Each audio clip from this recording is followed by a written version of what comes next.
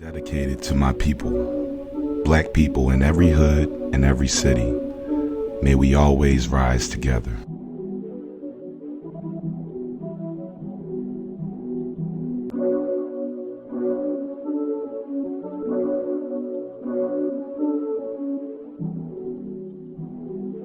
Yo, that's wild. The worst thing y'all could have did is gave me options for right hands. Like, oh man, I done seen one of them S&M dominatrix type joints where they got all of the little straps on the joint. You gonna come out with all of the arms? Don't play.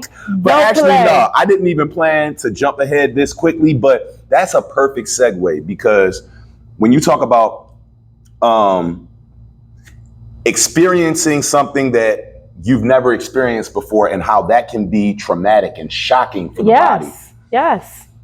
Baltimore Peace Movement. Yeah. Right? Nothing is more recycled in this city than trauma. Yeah. You know what I mean? Yeah. Handed down generational trauma, the trauma that is connected with violent acts that we've seen for so long that despite how crazy and wild they are, they're actually normalized in our minds. Yeah. But when you tell people it doesn't have to be this way. Yeah. We could do it differently. Yeah. You know what I mean? Yeah. And not just this policing thing, not just this politics thing, but from how we power, engage with exactly right. and commune with each other in community. In an individual basis. It doesn't have to be like this. Yeah. That sounds crazy. Yeah. That sounds wild to everybody. It's a novel idea. That has grown up losing friends, losing loved ones, family members. You know what I mean? Being assaulted, traumatized. And living in America where you watch wars break out, right? You watch America drop bombs on other countries for whatever America thinks that country is doing wrong while mistreating its own children as a practice. And there's always more and more money poured into it. It's always, that's the one thing that you never have to fight to get respect. I mean, support for. No. You're gonna get funding for policing. You're gonna get funding for weapons, for military. You're gonna get, you know what I mean? Now, funding for healthy fruits and vegetables available no matter where you live. Right.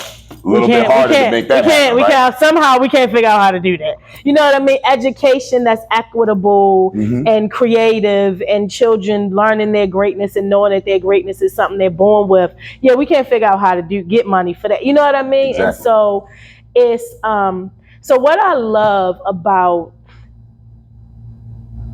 saying out loud what I believe about my city. That's all it really was for me. And I feel like for Ogun, in the beginning, for Ogun too, it was Ogun's idea to have just one day where everybody in the city was just agreeing, I'm going to be as peaceful as I can be. I remember anybody else is what's the movie back in Boys in the Hood? I remember that line. So can't we just have one day where don't nobody get murdered? And that's all he wanted. And what struck it for him is he would be randomly watching the news or halfway watching it, right? And he's listening to things that's going on between Israel and Palestine. And only when he would hear that there was a ceasefire is when it would catch his attention. Because then he's going, what? They brokered a ceasefire? Yeah. Well, did it, what happened? Did people follow? You know what I mean? And so he wanted Baltimore to have that same kind of introspection about ourselves, right? That we could we make this agreement with ourselves? And what would that feel like? And what would it look like, right? And so he brings this idea to me in 2015, right? So the uprising happens in the spring. And then by November, 300 people are dead in Baltimore. And so Munir, me, Brandon, and Munir were leading the 300-man march movement. So Munir, Brandon, and I called a state of emergency meeting for the city, right? So we're having these community meetings. A lot of people are coming because U had passed away. I came out to one of them. I think that was one of the first. They did a cleanup.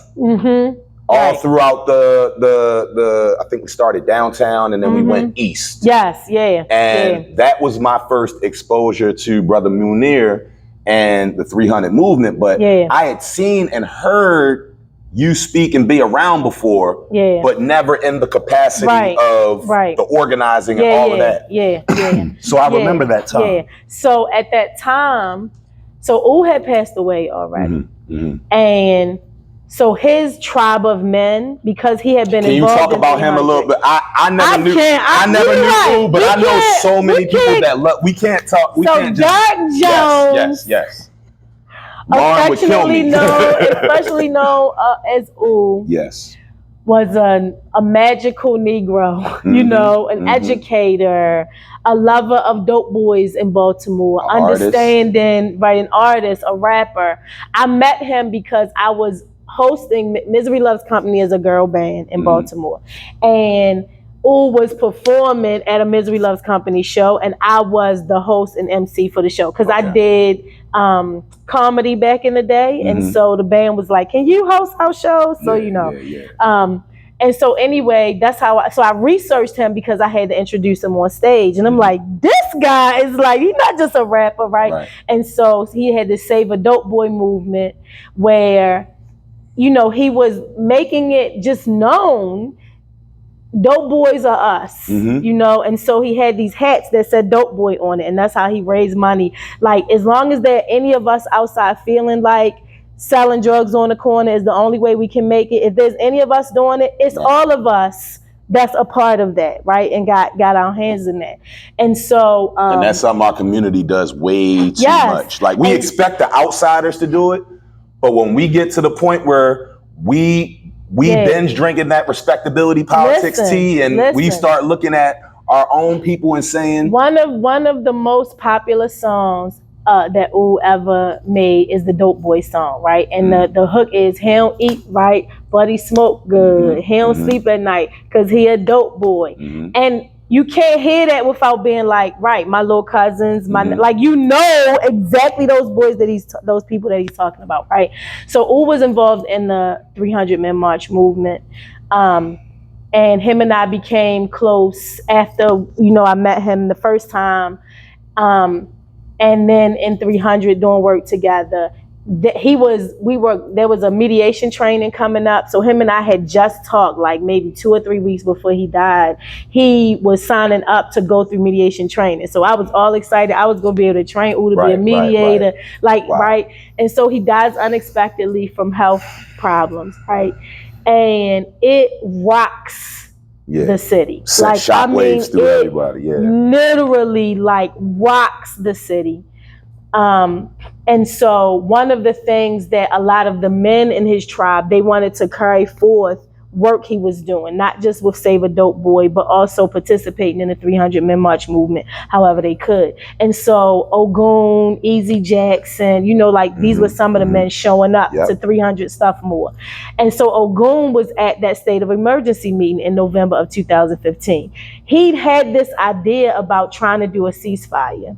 He'd taken it to different male leaders in the community who all told him it was stupid, it wasn't gonna work, ain't nobody got time for that shit, it's naive. And so he came to me at this meeting and he was like, yo, I just been watching the way you move. I knew of him because he was close to We always come to black women to save the day for us. If you got an idea, a man can plant a seed, but you might need a woman to birth that. You might need a woman to birth it. And there's nothing wrong. There's nothing wrong with it. There's nothing wrong with admitting, and I think that's not even just for the fellas. But it's co-creation. There's something real about the yin and the yang, the feminine and masculine energy. The unity of both energies creates magic, right? And so he came to me and said, I've had this idea and I've just been watching the way you move. I feel like you are the person I'm supposed to come to. And I was him and I were both very aware that U orchestrated that, because we had never met, but we were both close to him, but we didn't know each other, right? And I was new to U. Like, everybody who had already loved him, I'd only known him for like a year and a half at the point that he died. So I was new. And so, but Ogun was like, I feel like it's you, yo. Like, I'm watching how you move among all these men and what you're doing. I feel like you are the person. And so I said absolutely, because I love that idea. But it was 2 years of us playing phone tag and whatever, not really meeting. In 2017, my son was a teenager at the time. He had been involved in the 300 Men March movement. That's the reason I got involved. And he came home and said, "Ma, on the news today, they said the murder rate in Baltimore is higher than it's ever been." Now, he'd been in and out of prison all day, providing mediation services. I've been, when the uprising happened, Brandon came to me to create a process for small groups of youth and small groups of police officers to sit down and have honest conversations with each other and see each other's humanity. So I had been doing youth police dialogues all day, having wonderful, right, all these. So I'm like, how the fuck are all of us doing all this good work and the murder rate is higher than it's ever? Like, it just literally made no sense to me, and I was pissed about it. But it made me remember that this idea had been brought to me. Like, I had this thing in me of like, did I do everything I knew to do? Right. So I'm mad about, they say that, you know, these people running around saying they got connections to the streets, they gang affiliated. Call a ceasefire, and if y'all say niggas gonna listen, why use your power that way? And I'm like, I can't be mad at people about what they not doing if it's in me to do. So I called the very people I was fussing mad about. I called Brandon, I called the mediation center, I got permission from my kids to add one more thing on my plate. I called Ogun, I called LNG. And, you know, I told Ogun, I said, for me, I'm ready to do whatever that idea you had was, but it's in me that it's not just one day, yo. It's a weekend. And it's, violence is a language. So you have to, if you're saying don't be violent, what are we asking people to do? Replace it with something.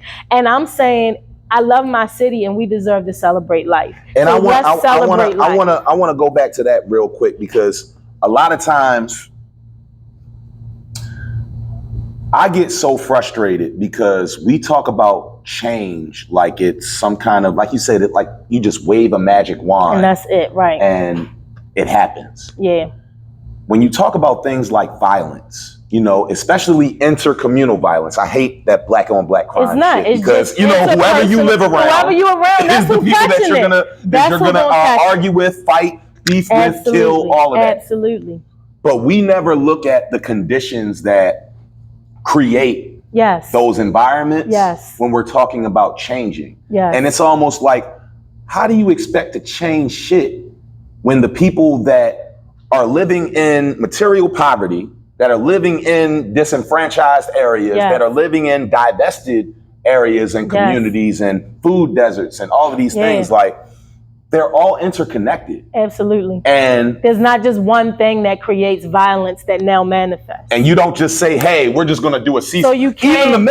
Even the military, when they do a ceasefire, there's conditions to that ceasefire. Absolutely. We have to make sure that it's a safe environment for us to come up out of our trenches. You know what I mean? There's a lot that goes into it. And so for me, it really is. So I've started using this term peace apartheid, right?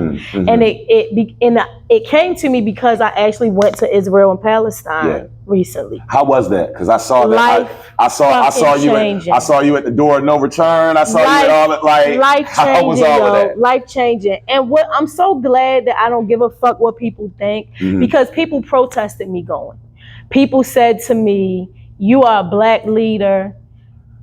Palestinians have asked all conscious people around the world not to go to Israel until they can go. You need to stand with people of color and don't go to Israel, right? Nobody asked me anything about why are you going? What are you going there to do? Who are you going there to meet with? Now, in real life, I'm the daughter of a Panther, and I'm aware some shit you move in silence. It's not none of y'all business, some of the people that I was going there to talk to and meet. But what I knew for my own self, that just like black people in our oppression are not a monolith, Palestinians are not a monolith. Absolutely. Right? Not. So not every single Palestinian is saying, we don't want leaders and change makers and thinkers. We don't want y'all to come over here and actually talk to us and build with us and hear our story and see what we actually dealing with. But so you realize that that's like the present day version of, you remember back, well, this wasn't during our lifetime, but during the time of like communism being, at its height, you had so many, anybody that chose to speak on anything that was going on in China, in any of these different places, as soon as we can attach that communist ideology to you, or that communist, what do you call it? That stain. Yes, yeah. Now we can weaponize the government against you. Yep. We can weaponize like the zeitgeist against you. We can weaponize the American people themselves who just go along with the company line. Yeah. And if you look at anybody that speaks on the tragedies that have taken place in Palestine and Israel over the last 20 years, they get the same treatment. Yeah. You know what I mean? Yeah. So I think that it's like you damned if you do, damned if you don't. And I realized that was a huge part of it. But then when you understand that they will beef with us for going over there for education experience, for a community building experience, we don't act like we send our police chiefs and all of and we bring them over here. Absolutely we do. We're going over there to learn about the tactics that they're using against their own people. Absolutely. And then when we, the activist community who have to organize against the state when it weaponizes these same tactics against us, when we try to equip ourselves with the information, there's something wrong. Now we're being, you know what I mean? I had to say to people, like, I understand that if it was you, you wouldn't go, but that's why I'm not you. Right. Like, I can't speak to, but what I know about me is that the times in my life that I have not answered the calls on my soul, I ended up suicidal. I end up depressed. I end up not well. I can't afford not to follow a call on my soul. I don't need to know why I'm supposed to go. I just know I'm supposed to. And what I found out when I got there, because it wasn't a trip just to Israel. We literally went across the Middle East. So we went to the borders of the Gaza Strip. We went into the West Bank. We saw settlements of Israelis in the West Bank. We saw I could see the apartheid with my own eyes. But then we saw Israel and we see what people built for themselves who said, we deserve land. And so we're going to build our own culture. And so literally I got to see the extremes and the healers doing the work in the middle. I got to meet my tribe, people who are just like me and think like me, but they're over there working on those kind of issues, from spiritual thought leaders to mediators and like all of it. And so it was amazing. But seeing the apartheid for myself made me realize, just like in the food justice work, they stopped saying food desert because a desert is a naturally occurring thing. What happens with what we see happening with food distribution is not naturally occurring. There's a system intentionally separating certain demographics of people from access to healthy fruits and vegetables, which your brain needs in order to problem solve, process your conflicts peacefully, like all of the shit. And those areas were designated by city planners, by devils like Robert Moses, that not to have, made sure that the spaces that we live in, you got chicken boxes, you got hot Cheetos, you got oodles and noodles, you got liquor, and you got a church. What you don't have is access to healthy fruits and vegetables that's affordable to you consistently, right?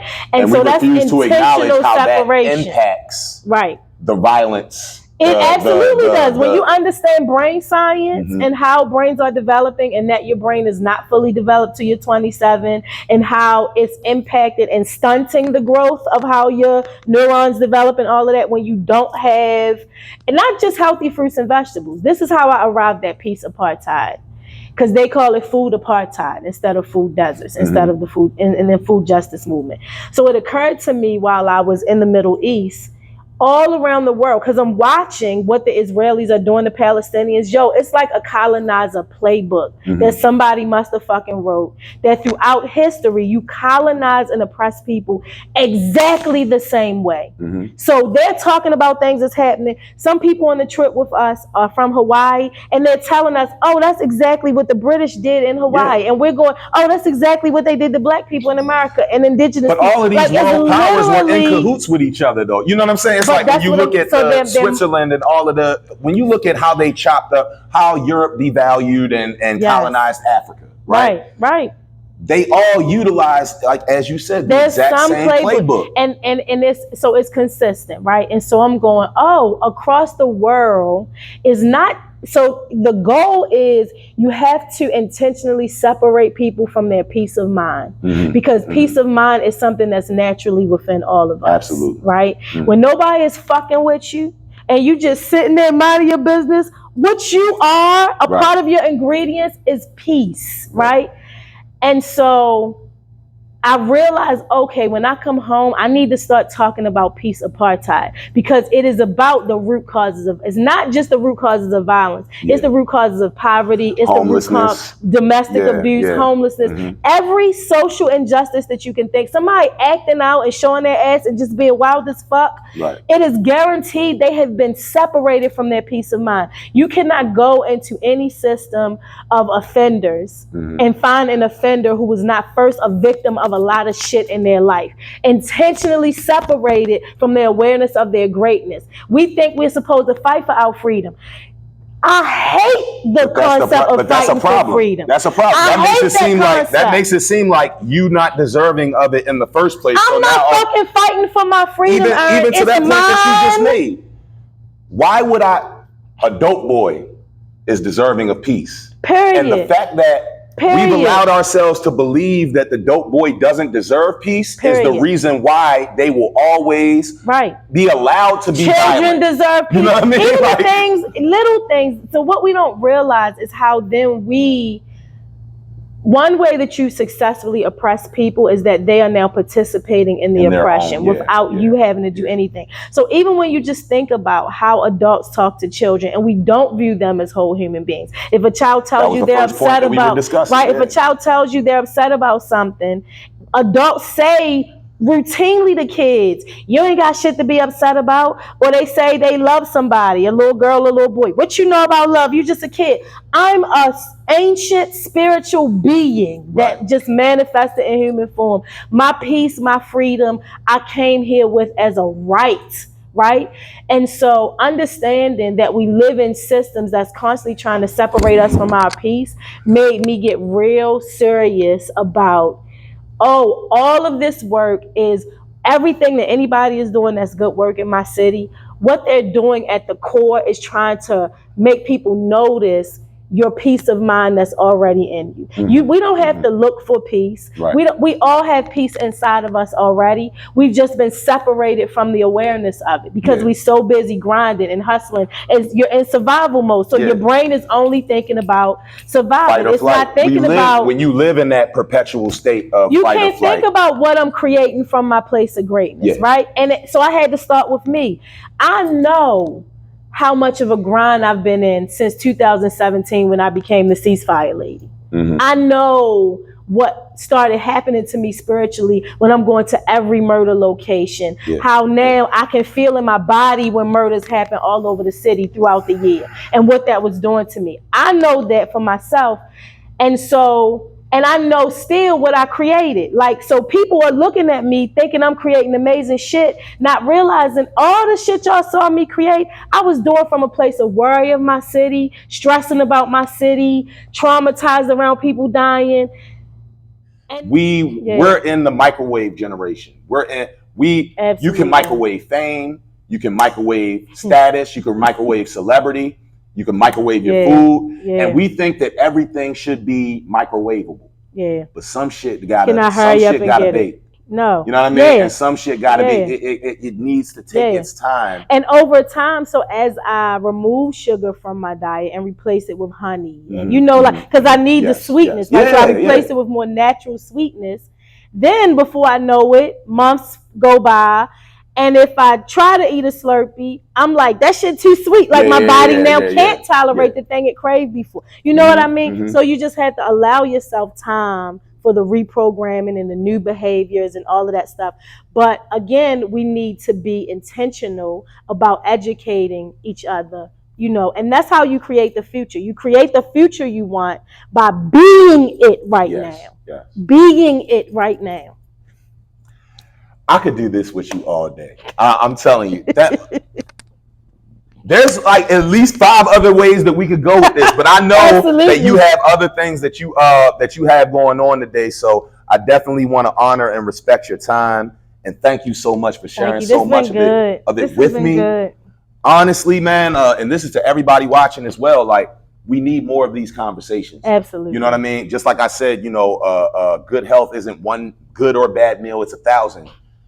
These mentalities don't get shifted until you had thousands of these. Because you hear different things like, oh shit, I heard that before, but not in that way. And now I've shifted. Yeah. So we got to keep doing this all the time. And as we get a new language for this reality that we're trying to manifest and create in real time, right in front of people's faces. Because I'm walking in it now. I'm not waiting. That's why people react to me the way they do. I'm walking in the realm right now that Baltimore is one of the best places I could ever be. That's the realm that I live in. And so when you approach me, I don't care how you feel about your day, you're going to feel good because I fucking feel good standing where I am right now in my life. I tell people all the time, I've had a very successful athletic career. You know what I mean? I've played in several cities. I've traveled the world as an artist and, an educator and all of these things.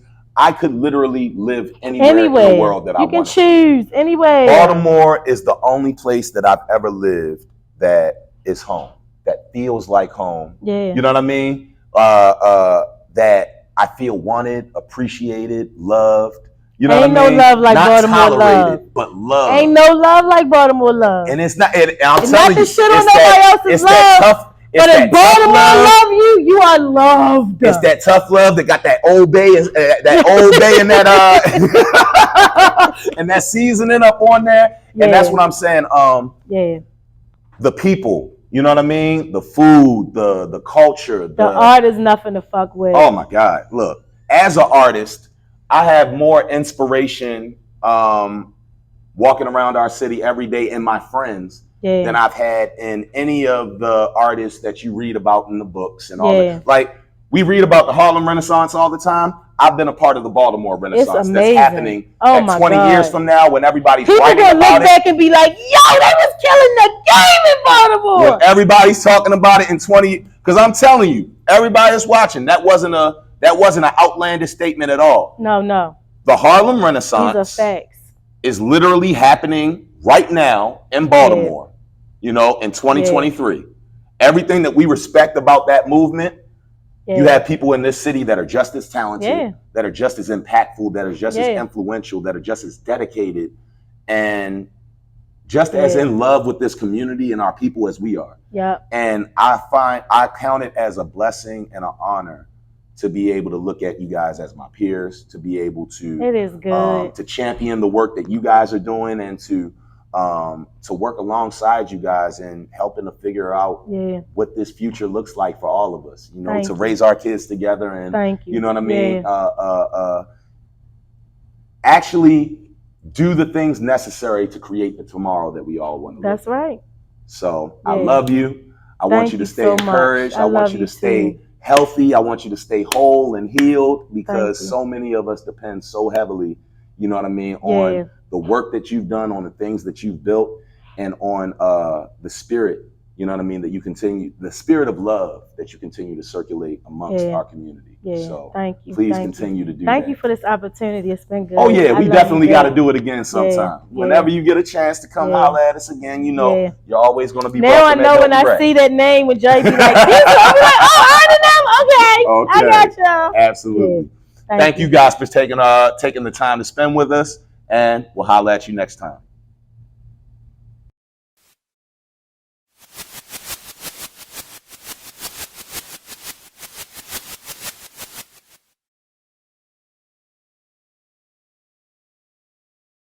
Got to figure out how to get my people to come back together.